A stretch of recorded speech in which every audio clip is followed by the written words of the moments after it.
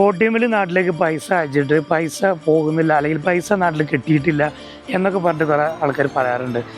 സംഭവം എന്താ വെച്ചാൽ, ഒരു കാര്യം ശ്രദ്ധിക്കുന്നത് വെച്ചാൽ, OTM നമ്മൾ അതിന് ബെനിഫിഷ്യറി ആഡ് ചെയ്യില്ല. അപ്പോൾ അഡ്രസ്സ് കൊടുക്കുമ്പോൾ നമ്മളെ ബാങ്കിൻ്റെ അക്കൗണ്ട് ഹോൾഡറുടെ പേരും കാര്യങ്ങളൊക്കെ കൊടുക്കുമ്പോൾ മൊബൈൽ നമ്പർ, ആ ബാങ്ക് അക്കൗണ്ടുമായിട്ട് ലിങ്കുള്ള മൊബൈൽ നമ്പറാണോ നിങ്ങൾ കൊടുക്കുന്നതെന്ന് ആദ്യം ഉറപ്പ് വരുത്തണം.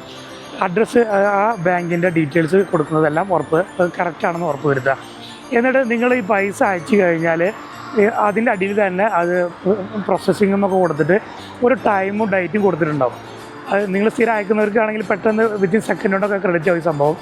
അല്ലെങ്കിൽ അതിൻ്റെ അടിയിൽ ഇത്ര ടൈമിൽ, ഇന്ന ഡേറ്റ് ഇത്ര ടൈമിൽ ക്രെഡിറ്റ് ആവുന്നത് കൊടുത്തിട്ടുണ്ടാവും. അതൊന്ന് നിങ്ങൾ ചെക്ക് ചെയ്യുക.